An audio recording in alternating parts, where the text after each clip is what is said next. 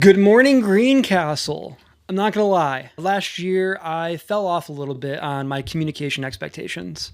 I still was able to maintain some and pressing information, but videos like this kind of fell to the wayside as we welcomed our newest, youngest son into the world and other personal obligations and professional obligations. So I want to start this video by asking you to find, share, tag, send this video to anyone who you think might be interested in a very low commitment, volunteer / intern, whatever you want to call it, position with my city council role hat on. Really what I need is someone to help me create these videos before council meetings and after council meetings, someone who maybe is interested in video editing, copywriting, and can help me publicize this. Because while you might watch this 5 to 10 minute video, there's 20 or 30 minutes to go into prep.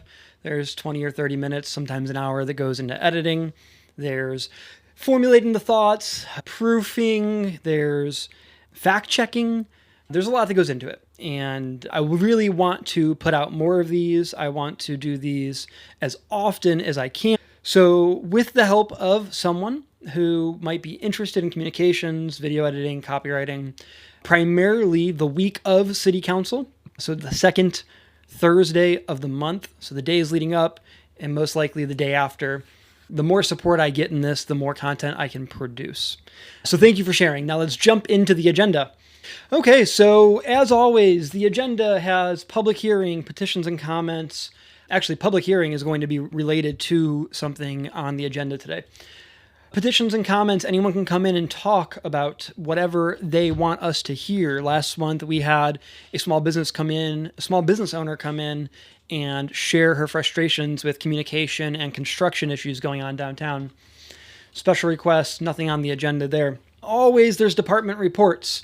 So in this packet, you can review the reports. I'm not going to go through them all. That would take forever, but you can go through them and I'll review them off camera. There's always a mayor's report, clerk treasurer's report, and city council reports. We will approve the minutes from last month, and then we'll get into claims, all the things we spent money on that will be included either below this video now or uploaded after I review them. Let's talk about old business. Contracts for professional service, Greencastle Putnam County Development Center. I'm not going to bury the lead here. I'm going to forecast what's going on and what I plan on doing this evening. So we approve this $60,000 contract with the Economic Development Center each year. Last year, I pushed back a little bit on the existing agreement and we made some updates to it. Now, I'm not going to get into details, but there was some miscommunication in what I thought we were asking them to do last year, and we didn't quite go as far as I had hoped. Last month, I asked for them to bring us some SMART goals so we can understand what the goals are and where this $60,000 is going, in addition to the 10 kind of broad contract items. For me personally, as a business owner and as a tax-paying citizen, when I see our tax dollars going somewhere, or in my business where I see my business dollars going somewhere, and I hope even in my personal life, when I'm making an agreement, I want goals. I want to know what success looks like. I want to know where we're pointing and what we're doing. And especially in a climate where Senate Enrolled Act 1 or SB 1 is going to be hurting cities like ours, including ours, decimating budgets in the coming years. $60,000 is a big chunk discretionary funds that I want to make sure we're spending them appropriately. So I've asked for SMART goals. If you're not familiar with SMART goals, they're specific, measurable, attainable, relevant, and time-bound goals. So you make sure your goal has each of those actions. So I've asked for them to provide that. As of recording this, I've not seen SMART goals. In addition to those SMART goals, more recently, I sent a list of questions I want to understand more deeply and put on public record. I've served on that board in the past, nearly a decade ago, and I'm on the board now as my city council role. And I just don't see goals. And I think that's really important. For me personally, I'm not going to be approving this contract until I see goals. I'm going to motion to table this contract again this evening. I don't know what my counselors will do. I hope they'll support me in waiting until we have goals, but I'll report back on what happens. Next up is Ordinance 2025-14. This is the second reading. And what we're doing here is changing the zoning on the location of a Seminary Square project. Currently, this block right here is university. In order for this project to be successful, you can read some of the information here. It will need to be general business. Generally, I like flexibility in zoning. In fact, I feel a lot of our current zoning and zoning around the country is super limiting to growth. So I'm in support of this. If you haven't seen already, here's a mock-up of what the Seminary Square project might look like. This retail here would be the university bookstore. Marvin's would stay located right here as long as Marvin's chooses to do so. And the buildings will be built up around the existing parking lot. You'll see here Vine Street looks a little different, and we'll talk about that here in a moment.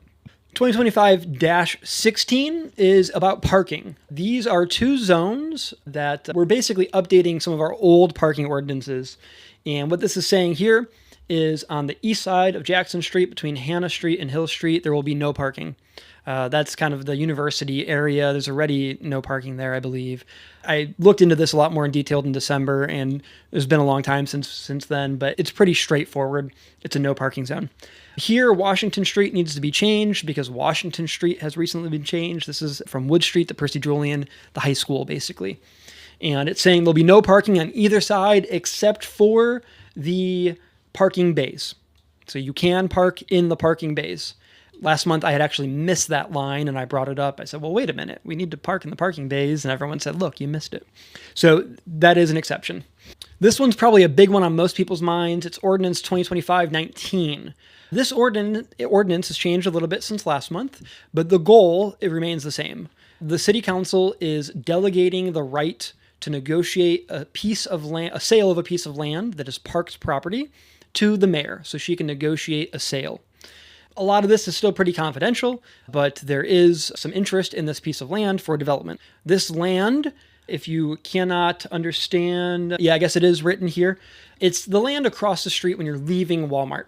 There's currently a gazebo and a trailhead for the People Pathways Trail. It's about 2.43 acres. Last month, if you go and look, we talked about different ways to secure the trailhead. I made some suggestions to the city attorney on some verbiage to add, and she did add it to this. Hopefully, counselors will agree. The verbiage is we will allow the mayor to serve as the disposing agent for the sale, and there's legal requirements as to how much she can sell it for. It's all listed here.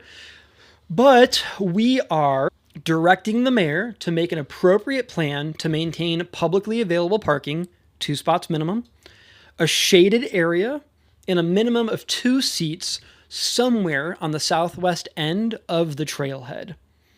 If there are any memorial trees, we've heard there might be some memorial trees. I'm not sure if anyone's confirmed that yet. The mayor will have to relocate or replace any trees that are disrupted. So what we're doing here is giving the mayor the authority to negotiate the sale. If the buyer wants to maintain a trailhead there, they can. If we want to move a trailhead and do it from the city perspective, we can. And we landed on this approach because the other option was a deed restriction with the property. I'm not going to pretend I'm an expert in deed restrictions, but as many counselors and the city attorney explained, it would put a mandatory legal restriction on that property for as long as we decide. And we were talking about doing that in perpetuity forever. So we've moved away from that because of the complexities of saying, all right, we'll sell this, but the next person to develop it has to keep a trailhead on it. Personally, I've been torn on this decision, and I wish I made this video a little sooner so I can get more public feedback. Because on one hand, if we do put it in a deed restriction in perpetuity, that means whoever owns that property has to maintain a trailhead, which is very important. On the other hand, if we do that, then let's say in 100 years, someone wants to build a giant sports complex there. The Colts want to relocate there. Maybe the Chicago Bears want to come to Greencastle because they haven't negotiated in Chicago still. It would force them to keep a trailhead there, and that might ruin the plans. So you're balancing the idea of future growth and options with the importance of the trailhead. And I really value the trailhead in our park system. I do think it's a good compromise to just put in here that the mayor can sell the property if she has a plan to maintain a trailhead. It's a good compromise. Personally, I don't know. I might lean towards a deed restriction, but I don't think the council is going to do that. So I think this is a good compromise, and we'll see how it goes tonight. All right, next up is the vacation of, not a vacation like the ones we all do and want to do in these cold winter months, but a vacation of an alley. And this also has to do with the Seminary Square apartment deal. So you're welcome to look at all the legalese here, but let me just show you. Here is the existing movie theater. Sorry, let me start over here. This would be the vacation of a portion of Vine Street. And let me explain what that means. Currently, the city maintains this portion of Vine Street. It's between Poplar and Seminary, right between DePaul Public Safety and the parking lot for the movie theater.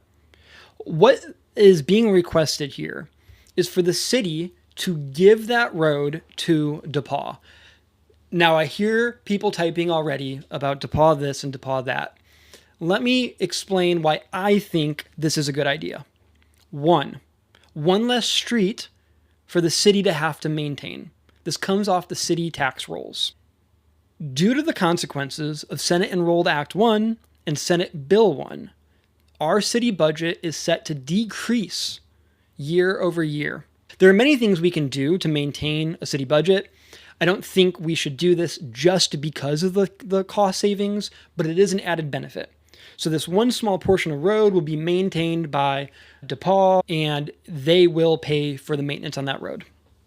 Now, another good reason to do this is because this project is going to be beneficial to our downtown and increase the housing supply in our community. So what they're asking is to take Vine Street there, and I'm not sure if it's listed here, but they've talked about it in some other meetings. It's going to maintain a road. It may become a one-way road. It may become narrower. It may have slightly raised access. So as you're approaching the road, it's almost like a speed bump. But the goal is to make the road a little more pedestrian friendly. Personally, I support this, especially because it takes one more road off the tax rolls and helps us pave other roads that are more important to more community members too. The next vacation is an alley. And the best way to describe this is between Poplar and Seminary, Vine and College. Another way to describe it is the way you pull through DePaul Public Safety or to Marvin's currently. So what they're asking for here is to vacate just this section of the alleyway. I've not had a chance to speak to Marvin's yet. I'm hoping to do so before this and get a sense for how they feel, as they're the only real entity affected that isn't already involved in Seminary Square. But what it seems to me is they will allow access here to pull in generally to the south of Marvin's, and then the rest will be vacated so they can build the complex shown up here. So here is where that alley would be currently. Here is the portion being maintained so they could build the building there. The last order of new business is the annual resolution for replacing the use of credit cards for city officials. This is pretty straightforward. It's a state requirement that we do this every year. You can see that we approve use for office supply, goods, gasoline, trainings, travel, things like that. And here are the people who have credit cards and their limits they're allowed to use on the credit cards. Pretty straightforward, but I'm open to any comments on that as well. The last thing I forgot to cover, but is here on the agenda, is we will be doing our annual organization matters. We will select the day, time, and place of our meetings for the year. Normally, those don't really change. It's always the second Thursday, but I guess anyone could suggest that we change it. We will elect our president and vice president. I would love to serve in either of those positions if one of my colleagues would so nominate me. I don't really anticipate that, but I'd be open to it. We will appoint our redevelopment commission members. I might suggest tonight that in the future we maybe take annual applications, since this is an annual appointment. Even if we plan on reappointing the same person, I think it makes sense to kind of get a sense of what they've been doing and report back to us. and take applications, and maybe we'd be surprised on someone who's interested. I'm not going to suggest we hold this since I didn't really suggest it earlier, but I think that would be nice to do in the future. We will assign our council positions on what boards we serve on. I currently serve on the Putnam County Development Center board, although I have served on the tree board in the past. Normally, this is kind of an open discussion and people chime in on where they want to be. Same thing with department liaisons. I've been the fire department liaison for 2 years. At this point, I'd love to continue on and possibly see that out through my entire term. But if someone has strong opinions otherwise, I think that's a good discussion we can have. I'm not sure how my other counselors are feeling about their boards. Maybe they're looking to mix things up, but we'll talk through that. So thank you for watching, especially if you watched this far. If you've watched this far, I really appreciate it, and I would appreciate your help in sharing this video, especially so I can find someone to help me in this process. This is important work, and I really want to continue to make our city government as public-facing as possible. But for the first time in my life, I am really understanding the limits of 24 hours in a day. And your support in finding someone who might be interested, especially someone young who is interested in a career in politics, public service, maybe running for office in the future, or someone who's not young and interested in those things, or not interested in those things, but really appreciating public transparency in local government. Either way, I'd really appreciate your support in finding someone to help out with this. Good morning, Greencastle. I'll see you this evening.